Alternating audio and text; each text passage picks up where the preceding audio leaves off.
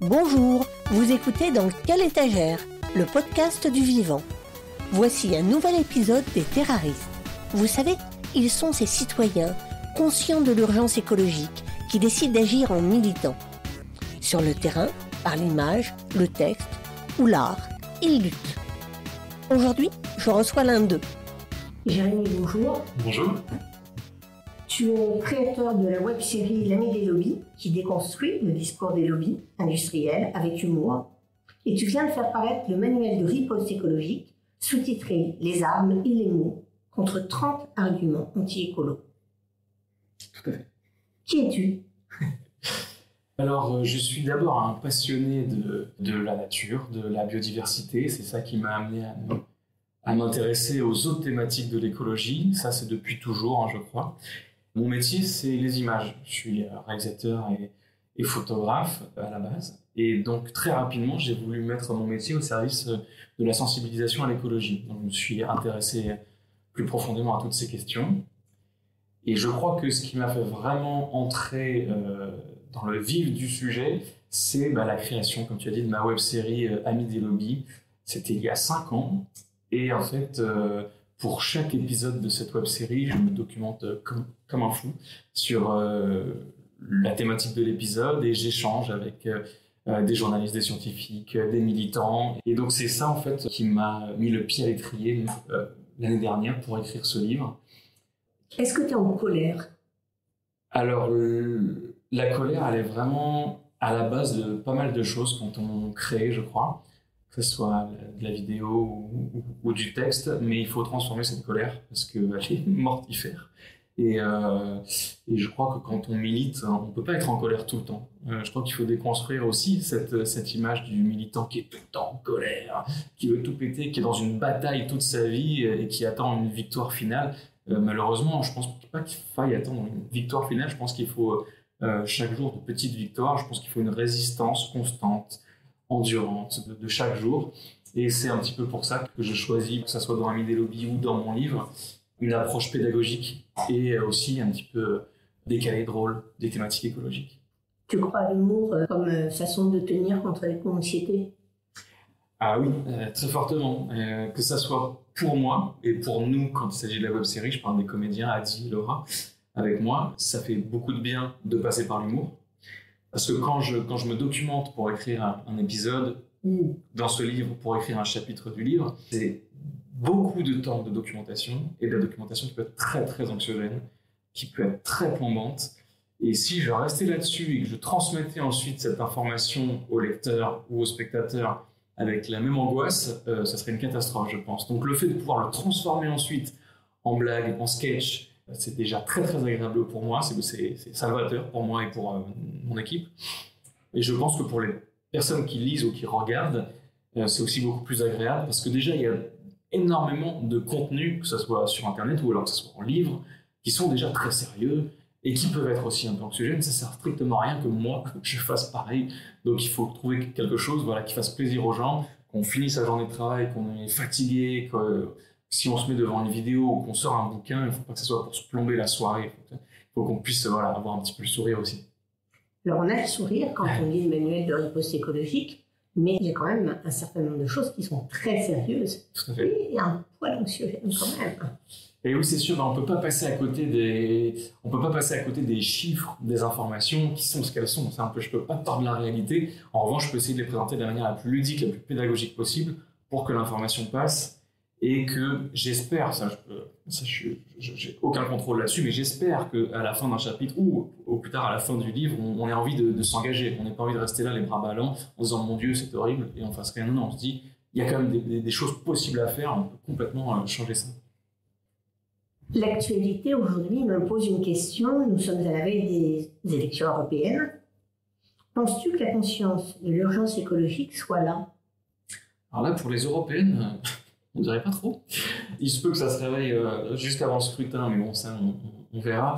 Non, malheureusement, moi, que ce soit au niveau de notre campagne pour nos députés français au Parlement européen, malheureusement, elle tourne autour de de thématiques qui sont propres à la France, quoi. On parle très peu de l'Europe, j'ai l'impression, et tout se polarise autour des peurs ou des espoirs juste des Français, et même juste dans l'Hexagone. Et pas beaucoup de l'écologie. Et très peu de l'écologie, parce que voilà, ce qui malheureusement prend le pas en ce moment, c'est la peur de l'autre, la peur de l'étranger. On est dans un espèce de repli identitaire, et l'écologie qui est forcément une ouverture sur l'inconnu, penser l'inconnu, penser de nouvelles manières de vivre, tout ce qui est nouveau, tout ce qui est changeant. Aujourd'hui, j'ai l'impression qu'on n'a pas du tout envie d'en parler, qu'on préfère se replier plutôt que de regarder, de s'ouvrir, de changer. Pour l'instant, c'est vrai que je ne suis pas très optimiste, mais on va tout faire pour parler un maximum d'écologie avant les élections, quoi. On a le sentiment quand même qu'avec l'Europe, là, les lobbies sont à fond. Ah bah oui, alors là, c'est vrai qu'à Bruxelles, on sait qu'il y a le lobby, c'est leur cours de récréation. Bruxelles et Washington, c'est vraiment un festival de lobbying. Donc c'est un problème pour la démocratie, c'est un problème pour la vie des gens. Mais c'est ce qu'on essaye de dénoncer avec Amis des lobbies depuis 5 ans, de montrer, de ridiculiser les méthodes de lobbying. Je crois que ça commence à faire un petit peu son chemin, pas juste grâce à Amis des lobbies. On parle plus volontiers de lobbying dans les médias, pas assez encore, mais j'ai l'impression que ça perd un petit peu son côté mystifié. Avant, on pensait qu'un lobby, voilà, c'était dans l'ombre, c'était quelque chose d'étrange. Non, maintenant, voilà, c'est juste des gens qui défendent leur portefeuille, qui le font défendre par des gens experts en communication, experts en pression, experts en influence. Et donc, on commence à voir un petit peu que c'est toujours les mêmes méthodes, toujours les mêmes éléments de langage. J'espère qu'on va savoir de plus en plus mettre à distance ces discours et les reconnaître. Est-ce qu'il y a des lobbies écolos ? Oui. Alors, de toute façon, dès que tu fais une action qui cherche à influencer, que ce soit le public ou que ce soit les politiques, les élus, tu fais du lobbying. Tu peux faire du lobbying avec une association de 10 personnes dans ta petite commune pour empêcher qu'on coupe des arbres, qu'on mette des ralentisseurs sur la route, etc. Dès que tu essaies d'influencer, tu fais du lobbying. Maintenant, ce qu'il faut distinguer, il y a différents types de lobbies, en fait. Tu as des lobbies, ce qu'on appelle sociaux, on appelle de plus en plus des lobbies plus citoyens. Tu as les lobbies économiques qui défendent des industries, des entreprises. Tu as des lobbies politiques. Bon, les plus influents, les plus actifs sont les lobbies sociaux, les lobbies économiques. Mais ceux qui ont le plus de pouvoir, c'est évidemment les lobbies économiques. Quand tu défends l'industrie, tu as un budget qui est colossal. Et en fait, les gens, j'entends souvent, et d'ailleurs j'en parle dans le livre, des gens qui dénoncent le terrible lobby vert ou alors le terrible lobby bio. Et en fait, c'est très drôle parce que quand tu regardes les budgets de ces lobbies, ils sont ridicules comparés à ceux des grandes industries ou des grands syndicats qui représentent des industries. En fait, les lobbies écolos sont impuissants face à l'énorme machine que représente, par exemple, le lobby de l'agrochimie, les lobbies des pesticides, ou les lobbies, ou les GAFAM, etc. Leurs budgets à eux sont colossaux. Mais à côté, qu'est-ce que peut bien faire Greenpeace ? C'est ridicule, quoi. Alors pour toi, si on devait choisir un trio de tête, les 3 thèmes les plus urgents, ce serait quoi ? Alors moi, celui que j'essaie de pousser un maximum, c'est la destruction du vivant, l'extinction de la biodiversité. Parce que c'est vrai que je crois que la crise climatique est hyper importante, mais déjà bien poussée dans les médias. Tout le monde sait de quoi on parle. Malheureusement, ça n'empêche pas qu'il y ait de plus en plus de climato-sceptiques. Mais moi, voilà, s'il y en avait juste un d'ailleurs, c'est même pas 3, juste un dont je voudrais parler, c'est l'extinction du vivant. Parce qu'aujourd'hui, on ne se rend pas compte à quel point la biodiversité, le monde vivant en général, est en train de s'effondrer. Les scientifiques sont d'accord pour dire au pire qu'on est dans une extinction de masse, ou au mieux qu'on est à l'aube d'une extinction de masse. C'est-à-dire qu'on a un rythme d'extinction qui est complètement fou. Le rythme est complètement fou. On est vraiment comme à l'aube de l'extinction des dinosaures. On est au même rythme, en fait, voire pire. Donc ça, pour moi, c'est très important parce que s'il fallait dire juste une chose, c'est aussi grave que la crise climatique. C'est-à-dire que sans le vivant qui nous entoure, en détruisant le tissu vivant, on ne pourra plus vivre, en fait. La Terre va devenir inhabitable aussi. On va se prendre des plaies sur le coin de la tête qui ne vont pas du tout nous plaire. Donc ça, c'est très important. Maintenant, tu m'as demandé 3 thèmes. 3 thèmes, ou alors sur ce thème de la biodiversité, qu'est-ce qui te paraît être la mesure phare ou les 3 mesures phares pour sauver le vivant ? Oui, très bien. Alors moi, une des choses qui serait très très importante pour le vivant, c'est de lui laisser de l'espace. Donc s'il y a bien une chose capitale à faire, c'est d'appliquer ce que la France a essayé de mettre en place, savoir le zéro artificialisation nette, qu'on arrête de bétonner des terres. Je rappelle que les chiffres sont effarants, hein. C'est-à-dire que tous les ans, en France, tu as l'équivalent de la ville de Marseille, la superficie de la ville de Marseille qui est bétonnée. Ça fait un département tous les 10 ans à peu près. Donc c'est colossal. Et en fait, en bétonnant des terres, forcément, on détruit de l'habitat des espèces. Et en plus, on se met dans le rouge au niveau du climat également, parce que ça fait moins de captage de carbone, ça fait plus de chaleur, etc. Donc il faudrait réellement plutôt sacraliser les terres. C'est-à-dire qu'une terre naturelle doit rester comme ça. C'est vraiment qu'on n'a absolument plus le choix qu'on peut se permettre de bétonner quelque chose. Mais sinon, il faut arrêter de construire des autoroutes. De toute façon, la voiture, c'est pas l'avenir. Il faut arrêter de construire des centres commerciaux. Il faut densifier le réseau urbain. Moi, j'habite à la campagne. Je vois des maisons en parpaing pousser partout. Je vois des collines se recouvrir de villas avec piscines, et trampolines, et grands jardins, et garages, etc. Alors que dans mon village, il y a des dizaines, mais vraiment, j'habite un petit village médiéval, et il y a des dizaines de maisons abandonnées, vides. Donc les gens, évidemment, préfèrent la maison en parpaing avec la piscine plutôt que de rénover une maison qui est super belle, qui est en cœur de village. Et ça, c'est dommage. Donc il faut encore plus inciter. Je pense que le gouvernement devrait remettre le paquet sur l'incitation à rénover plutôt qu'à construire du neuf. Donc ça, c'est la première chose pour moi, c'est ça, arrêter de bétonner, arrêter d'artificialiser les sols. Et ensuite, il faut qu'on ait de vraies aires à la fois terrestres et marines protégées. C'est-à-dire qu'aujourd'hui, les aires protégées, c'est un petit peu une blague. C'est-à-dire que telle zone est protégée, mais tu peux chasser, tu peux couper du bois. Donc il faudra m'expliquer en quoi c'est protégé. Non, il faudrait de vraies zones protégées pour que la biodiversité puisse s'épanouir et aussi prévoir sa circulation. C'est vraiment pas compliqué de mettre en place des tunnels, des passages qui font que la biodiversité peut circuler sur tout le territoire et ne soit pas enfermée dans de petites zones. Parce qu'en réalité, si chez toi, tu es dans le salon, mais je te coupe l'accès à la cuisine et je te coupe l'accès à l'extérieur, tu ne vas pas tenir longtemps dans le salon. Donc voilà, c'est pareil avec la biodiversité, il faut qu'elle puisse circuler. Donc voilà deux mesures très importantes.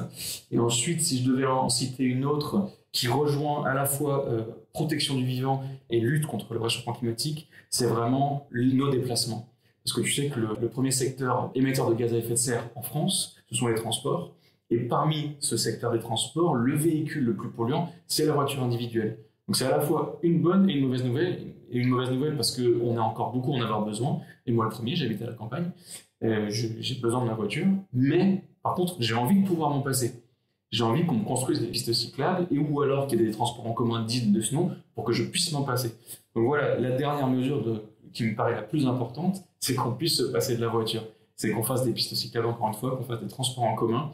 Et là, tu as un impact moindre sur la nature, sur les sols et sur la biodiversité, puisque tu arrêtes de construire des routes et tu arrêtes de rouler à je ne sais pas combien sur des routes et à écraser des animaux. Moi, tous les matins, chez moi, je vois des animaux écrasés au bord de la route.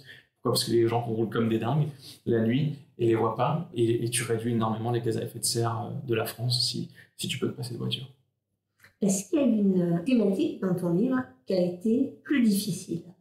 Oui, absolument. Alors en fait, là tu vois tout de suite, je pense à deux thèmes qui partagent les écolos eux-mêmes. Les écolos se cassent la figure sur ces thèmes-là. Ce sont les éoliennes et la voiture électrique. Voilà, là tout de suite, il y en a eu d'autres, bien sûr, des chapitres. Nucléaire. C'est nucléaire aussi, absolument. Mais pour le coup, tu vois, comme je m'étais déjà énormément documenté sur le nucléaire, c'était plus facile à écrire, je crois, que les éoliennes et la voiture électrique. Pourquoi ? Parce qu'en rien, à mon sens, n'est blanc ou noir. Vraiment, on est dans un entre-deux. Il faut rentrer dans la nuance pour ces thèmes-là. Sinon, tu t'en sors pas. Il faut rentrer dans la nuance pour tous les thèmes, mais particulièrement pour ceux-là.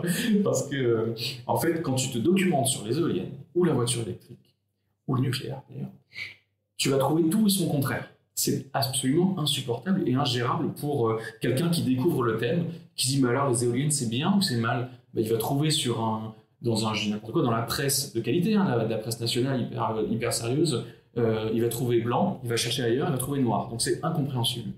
Et donc en fait, qu'est-ce que j'ai fait pour ces thèmes-là, comme pour beaucoup d'autres d'ailleurs, c'est que je suis allé voir les études. J'ai laissé tomber les avis d'experts ou les avis j'ai laissé tomber tout ça, je suis allé voir les études pour voir vraiment les impacts, que ce soit les émissions de gaz à effet de serre, que ce soit l'impact sur la biodiversité, etc. Et en fait, c'est vrai que, par exemple, je te donne un peu le bilan de la voiture électrique. D'ailleurs, avec Annie Deloby, notre dernier épisode, il porte sur la voiture électrique et il est complètement inspiré des recherches que j'avais faites pour mon livre. Et la voiture électrique, c'est assez intéressant parce que pour les émissions de gaz à effet de serre, c'est pas si mal. Ça peut diviser par 2 ou 3 les émissions de la voiture.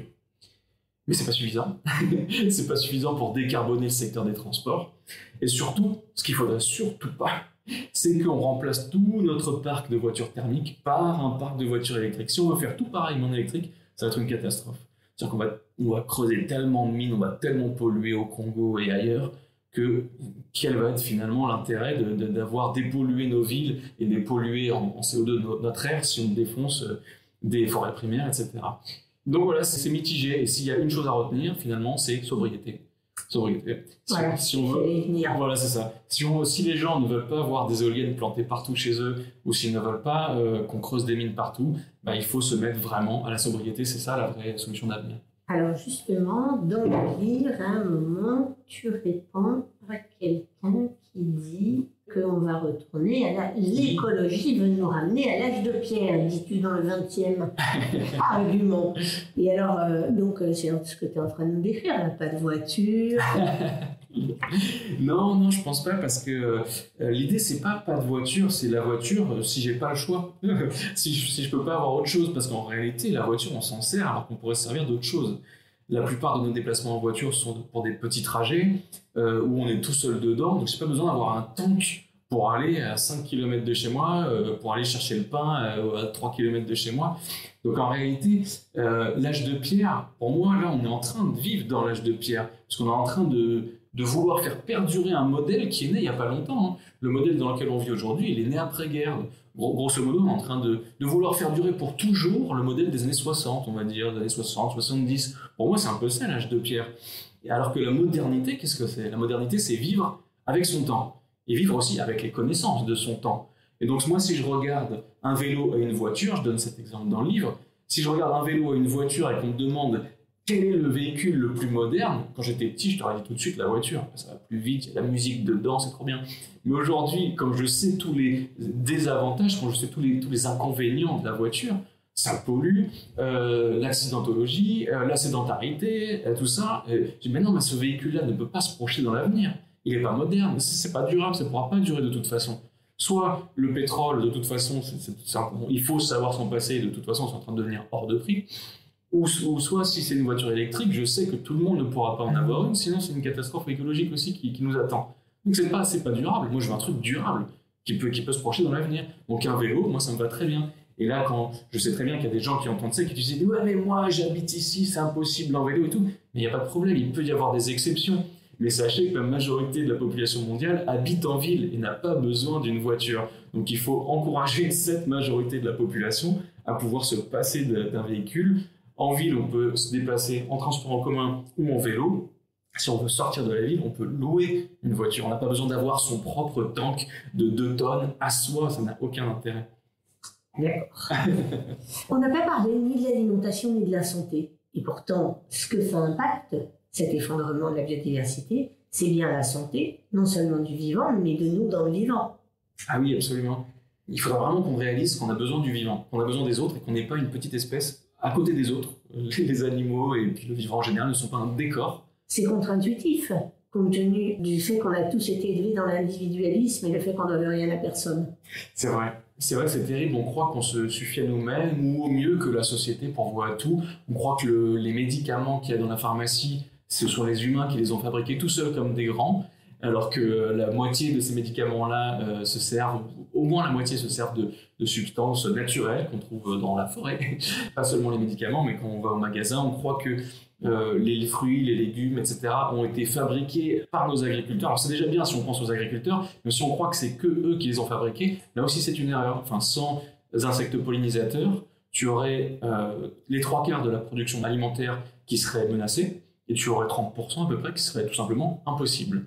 Donc en fait, on a vraiment besoin du vivant pour survivre, pour se soigner, pour respirer, pour manger, pour boire de l'eau pure, pour respirer de l'air pur. On appelle tout ça des services écosystémiques. Il a fallu dire ce mot de service pour que les gens comprennent bien que la nature nous rend des services. On a même essayé d'estimer le coût de ces services pour que les gens qui s'en fichent royalement se disent, notamment les grands chefs d'entreprise, etc., se disent « Ah, ça nous rapporte de l'argent, ou en tout cas ça nous fait économiser de l'argent, donc il faut y faire attention. » Mais en réalité, je cite dans le livre notamment le philosophe Baptiste Morisot, qui lui essaye de qu'on change ce mot. C'est pas des services, c'est vraiment une alliance. Parce que dans l'idée de service, on se dit c'est bon, ils nous filent des services, on n'a rien à faire, on peut rester allongé sur le transat. Mais non, c'est vraiment une alliance. Nous aussi, on fait partie en fait de cet échange. Et il faut qu'en retour, au minimum, on protège en fait ce vivant pour qu'il nous rende des services. Il faut vraiment impérativement se rappeler qu'on est inscrit dans le tissu du vivant, et qu'on n'est pas à part, et que si ce tissu, on l'abîme, on le déchire, bah, ça nous retombe sur le coin de la tête. Quand tu as déterminé tes 30 questions, Oui. Elles venaient d'où? Ah, c'est intéressant. Alors en fait, d'abord, je me suis attaché à trouver les arguments ou idées reçues anti-écolo les plus insupportables, qui revenaient le plus souvent et qui étaient vraiment insupportables, qu'on entendait sur des plateaux télé, qu'on entendait dans les repas de famille. Donc d'abord, j'ai cherché ça, en cherchant ceux auxquels aussi on ne savait pas trop bien répondre. Parce qu'autant il y en a qui peuvent être plutôt faciles et d'autres difficiles. On l'entend, on se dit « Ah mais mince alors, je sens qu'il y a un truc bancal, mais je ne sais pas ce que c'est et je ne sais pas bien y répondre. » Par exemple, l'écologie et les limites de l'économie. On peut se dire « Ah oui, c'est vrai que si on met de l'écologie en place, mon entreprise va se casser la figure. » Ça aussi, c'est une idée reçue. Alors qu'en réalité, justement, je l'explique dans ce chapitre, encore une fois, je ne me suis pas basé sur les avis, j'ai été voir les études, et tu as des études extrêmement vastes qui ont étudié des centaines, vraiment des centaines et des centaines d'entreprises à partir du moment où elles ont mis en place des normes environnementales.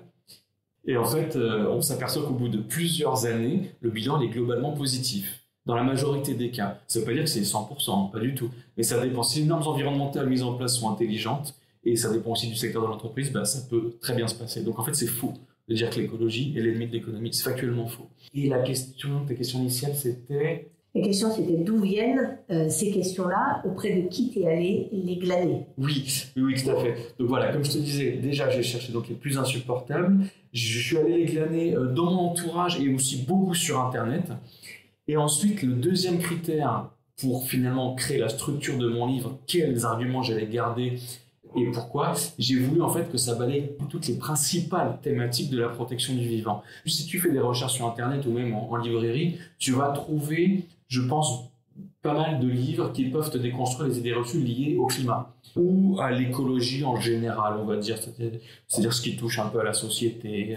Mais moi, je voulais vraiment que ça touche toutes les thématiques. Donc, je me suis appliqué à ce qu'il y en ait qui concernent la biodiversité. J'attaque mon livre avec cette thématique-là. Tu as 6 arguments anti-écolo qui touchent à la biodiversité. Ensuite, l'agriculture, l'alimentation, climat et énergie, économie et société. Et ensuite, ça termine par la cause animale. Voilà, je voulais qu'il y ait vraiment un panel qui permette aussi aux gens qui s'intéressent à l'écologie, qui s'y connaissent un peu en climat, de découvrir un peu les autres thématiques. Et aussi que ça puisse être une espèce d'introduction finalement à toutes ces thématiques écologiques. C'est un peu le livre que j'aurais aimé avoir sous les yeux quand j'ai commencé par exemple à écrire Amis des lobbies. Ça m'aurait bien aidé d'avoir un peu un panel de toutes les thématiques avec les études, avec les chiffres et avec les principaux enjeux de chaque thématique. Et est-ce que pour ça, tu as rencontré des militants? Oui, absolument. Alors pour choisir les arguments, pas forcément, mais en fait avec Amis des lobbies, comme ça fait 5 ans que cette aventure dure, on a rencontré énormément de militants et c'est d'ailleurs passionnant parce que des militants de tas d'ONG, de tas d'associations très très différentes. On a travaillé avec Greenpeace, avec Sea Shepherd, avec L214, l'ASPAS, l'association de protection des animaux sauvages, avec le CRAC, le comité radicalement anti-corrida, avec Polinis qui lutte contre les pesticides pour préserver les pollinisateurs. Enfin, j'en oublie, je suis désolé, mais voilà, ça fait qu'on a échangé avec des tas de gens passionnants. C'est peut-être un des côtés les plus agréables d'Amis des lobbies, c'est de pouvoir mettre vraiment notre travail de mise en scène et notre travail humoristique au service de causes très précises. C'est-à-dire qu'on était avec eux quand ils faisaient campagne pour des choses très précises et on se dit peut-être qu'on a aidé à obtenir des petites victoires sur des thèmes comme ça très concrets. Alors, puisque tu as rencontré des militants, tu as dû rencontrer aussi des gens qui se demandaient ce qu'ils pouvaient faire. Il est où le point de bascule entre j'ai envie et j'y vais? C'est une bonne question. Je crois qu'il y a une chose qui peut aider, c'est de savoir déjà qu'il y a des associations, des groupes à côté de chez soi.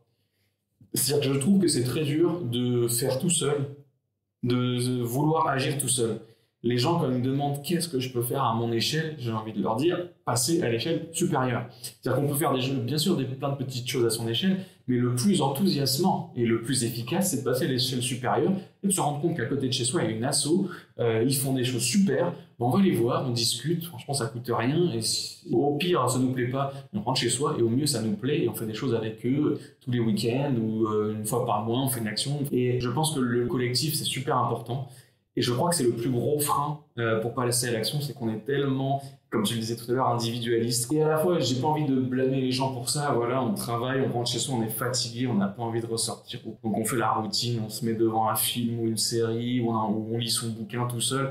Et je pense que c'est très important de se réapproprier du temps ensemble, de se réouvrir aux autres. Et c'est vraiment le plus efficace. Si vous pouvez ne serait-ce qu'aller au conseil municipal, voilà, de votre commune, aller voir ce qui se passe, ce qui se dit. Si vous pouvez aller voir l'asso à côté de chez vous. Et en plus, même pas forcément une asso écologiste, hein, parce que tout ce qui est solidaire, ça aide. Ça aide la société, ça la rend plus forte et plus belle. Et donc, il y a forcément quelque chose à côté de chez vous. Et jetez un œil, quoi, et allez voir. Et je pense que ça peut aider à passer à l'action et à faire de grandes actions. Et alors, tu penses que le citoyen, il a les moyens de lutter contre les lobbies? Lutter contre les lobbies, je ne sais pas. En tout cas, il y a quelques actions qui sont des leviers importants. Le citoyen, il ne pourra jamais être à Bruxelles. C'est pas son travail, il y a autre chose à faire que d'aller à Bruxelles ou à Washington pour essayer d'influencer les parlementaires plus que les lobbies ne le font. Il ne pourra pas, très concrètement, il n'a pas les moyens financiers ou matériels pour faire ça. En revanche, il y a plein d'actions qu'on peut faire. Je vais reprendre pour cela les 3 secteurs les émetteurs de gaz à effet de serre en France. Tout à l'heure, on en parlait, les transports, la voiture individuelle. Ensuite, on a l'agriculture avec les ruminants qui émettent du méthane. Et ensuite, le 3e secteur, c'est l'industrie. Donc, comment, moi, tout seul, je peux avoir des actions fortes pour le climat en essayant de me passer de voiture. Je sais que c'est difficile pour certaines personnes, mais ça ne l'est pas du tout pour d'autres. Donc, je m'adresse à ces personnes-là en premier. Comment c'est possible de réduire mon impact au niveau de l'agriculture? En réduisant ma consommation de viande. Je demande à personne de devenir végétarien ou vegan, mais en revanche, baisser sa consommation de viande, rien n'est plus facile. Et en plus, quand on baisse, ça veut dire qu'on peut acheter de la viande de meilleure qualité directement au producteur, donc on se régale plus et on ne touche pas à son budget. Et ensuite, le 3e secteur, l'industrie, en achetant moins de choses, en achetant des choses de bonne qualité qui durent plus longtemps, ou le réflexe tellement facile à avoir de si j'ai besoin d'un objet, d'abord je vais voir s'ils l'ont chez Emmaüs, s'ils l'ont dans une brocante, s'il est sur le Bon Coin ou autre, et s'il est vraiment nulle part, là je l'achète neuf, mais voilà, et s'il est tombé en panne, je le fais réparer. Voilà 3 moyens en fait qui sont hyper efficaces pour avoir une action vraiment concrète et puissante sur la société. Quelle serait la part du politique dans tous ces changements? Est-ce qu'il n'a quand même pas la part du lion? Ah oui, bien sûr. Tu as raison de préciser que moi, pendant que je fais tout ça, pendant que j'essaye de me passer de voiture, pendant que j'essaye de manger un peu moins de viande, il faut que le politique y suive. Et il faut que moi aussi, en tant que citoyen, je fasse pression, alors pas tout seul, mais avec une association, avec peut-être même un petit groupe que j'ai formé. Un parti au mieux, ou un petit groupe de citoyens dans ma commune. Il faut que je me fasse pression au niveau de mes élus pour qu'ils suivent le même chemin et qu'ils me permettent d'accroître mon geste. Par exemple, si moi je veux réduire mon utilisation de la voiture, il faut que je fasse pression, il faut que je demande à mes élus de mettre en place des pistes cyclables, de mettre en place du covoiturage. Si moi je baisse dans mon coin tout seul ma consommation de viande, il faut que je demande à mes élus de baisser la consommation de viande dans la restauration collective, dans les communes, dans la restauration municipale, etc. Idem pour tout, il faut que je lui demande de favoriser l'installation d'ateliers de réparation, etc. Donc tout ça, effectivement, tout ce que je fais moi tout seul, si le politique suit, ça décuple évidemment l'action.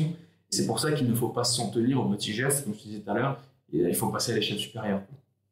Aujourd'hui, la société dans laquelle nous évoluons est un petit peu inquiétante, et en particulier pour les écologistes, qui sont extrêmement agressés. Est-ce que toi, tu as subi des agressions, des violences, des interpellations plus ou moins agréables? Qu'est-ce que tu constates?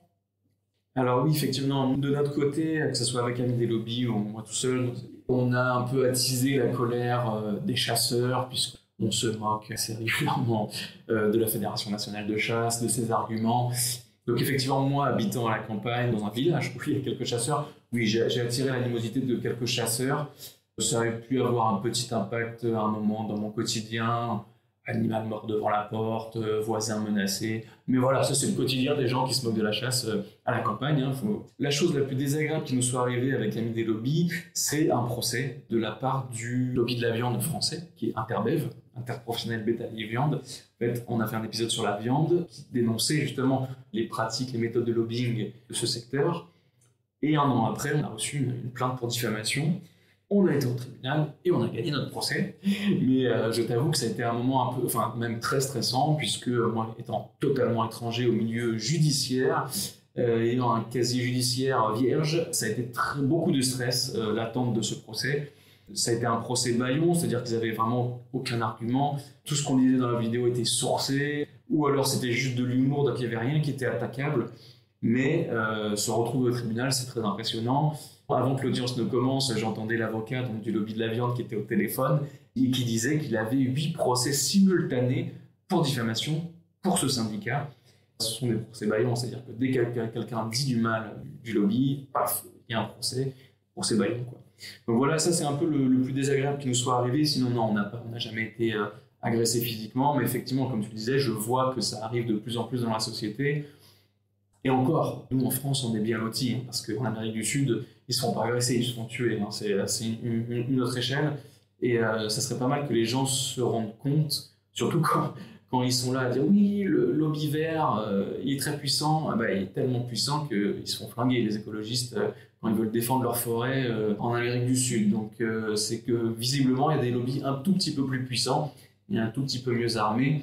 Je t'avoue, je ne sais pas comment cette vague réactionnaire va pouvoir se retirer de la société. Montante. La vague est carrément montante. J'espère que ça sera qu'un passage et qu'on va vite s'apercevoir que toutes les villes, toutes les communes qui ont adopté le parti politique le plus réactionnaire de France sont gérées de manière catastrophique. Et il y a de la corruption, il y a des livres là-dessus, des enquêtes assez édifiantes.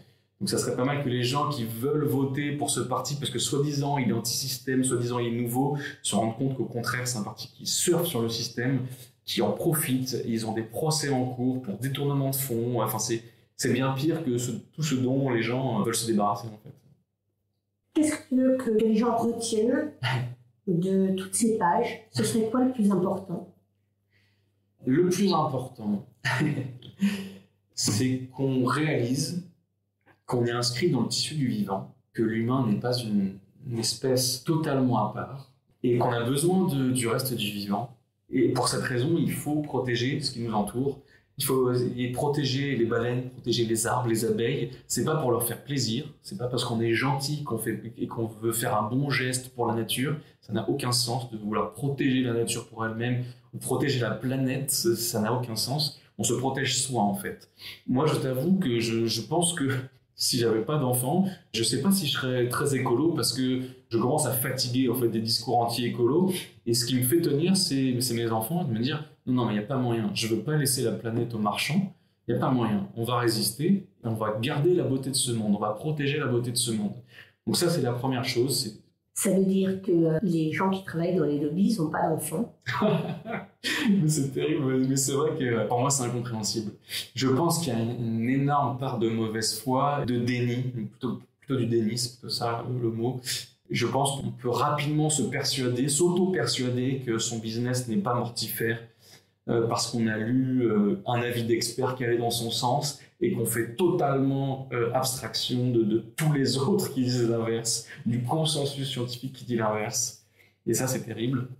Et la deuxième chose peut-être à retenir, c'est que la sobriété, qui est pour moi un peu la clé quand même de l'action à entreprendre, c'est pas quelque chose de désagréable. Ça ne retire rien à personne, ça n'est pas revenir à l'âge de pierre, comme on disait tout à l'heure. C'est quelque chose qui, au contraire, permet de durer, qui permet d'avoir une vie plus jolie. Tous les gens qui sont passés au vélo à côté de moi, je reviens encore sur ce vélo, ils sont en meilleure santé, ils ont minci, ils ont la pêche. Et en fait, je me dis, oh la vache, mais moi aussi, je veux des pistes cyclables à côté de moi pour faire tous mes petits trajets. J'ai envie de les faire en vélo, quoi. Moi aussi, j'ai envie de mincir.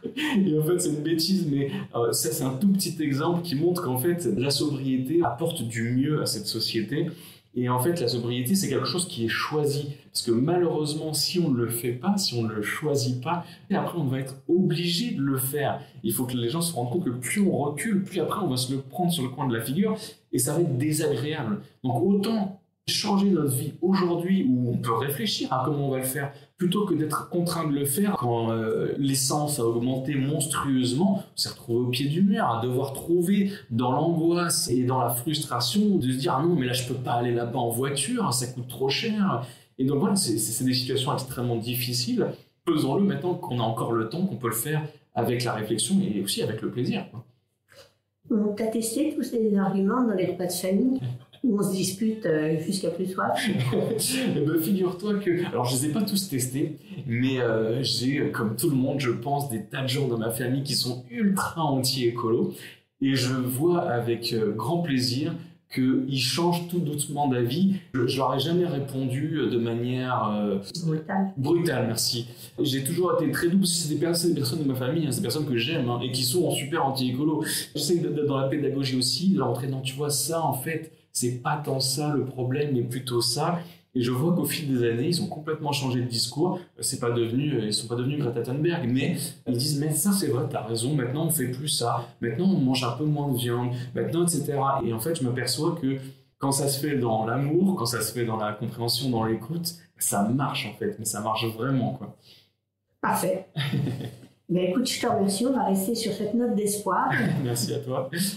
Donc, le manuel de riposte écologique, un indispensable. Vous avez aimé ce podcast? Partagez-le. Merci. Pour retrouver tous mes podcasts, cherchez TerraFocus. C'est la chaîne de podcast d'Hortus Focus, le vivant d'abord. Jardin, transition, patrimoine végétal. Vous souhaitez vous tenir au courant de nos nouveaux épisodes? Abonnez-vous à Brin d'Info, notre newsletter, sur hortus-focus.fr. Comme tous les médias indépendants, Hortus Focus a besoin de ses lecteurs et auditeurs pour vivre et travailler. Sur Hello Asso, vous pouvez nous faire un don défiscalisé pour contribuer à une information libre et de qualité. Merci.